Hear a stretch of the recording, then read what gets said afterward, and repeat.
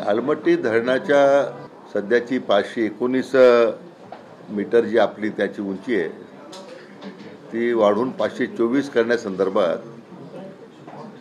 कर्नाटक सरकारनं त्यासाठी मागणी केली आणि लवादापुढे हा प्रश्न त्यांचा प्रलंबित आहे. लवादानं ती उंची वाढवण्याची मान्यता पूर्वी दिली होती 2010 साली. तेव्हापासून हा विषय अजूनही